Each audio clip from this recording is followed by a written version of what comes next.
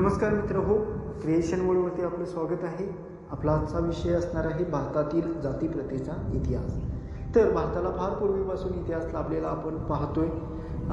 त्या इतिहासामध्ये खूप सारे कालखंड येऊन गेलेले आपल्याला पाहायला मिळतात। तर ते कालखंड आजच्या विषयामध्ये आपल्याला बघायचे आहेत। तर पहिला जो कालखंड होता त्याला आपण वैदिकीय कालखंड म्हणून ओळखला जाऊ शकतो।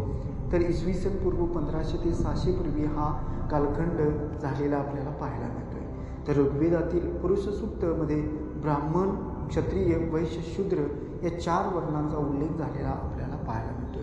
आणि हा जो वर्ग जो आहे तो व्यवसाय व कर्तव्यावर आधारित होता हे आपल्याला माहिती आहे।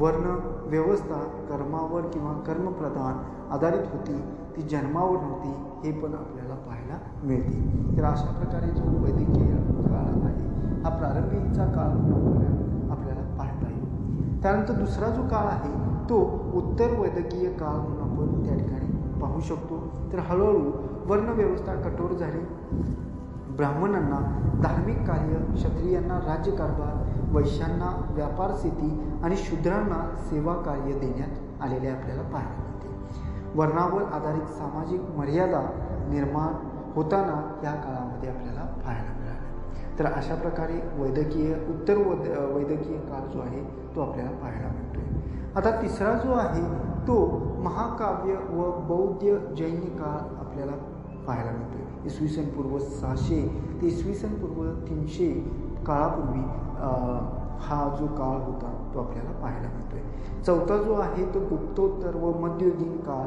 म्हणून जो ओळखला जातो।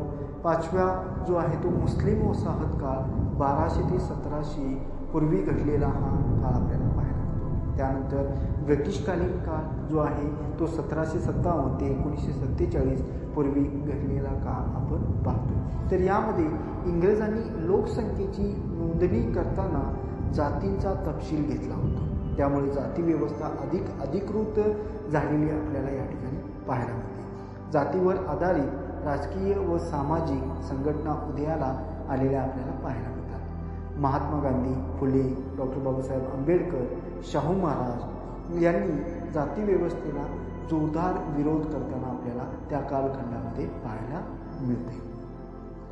त्यानंतर सातवा जो आहे तो स्वातंत्र्योत्तर काळ म्हणून आपण पाहतोय। 1947 नंतरचा जो काळ आपण पाहतोय।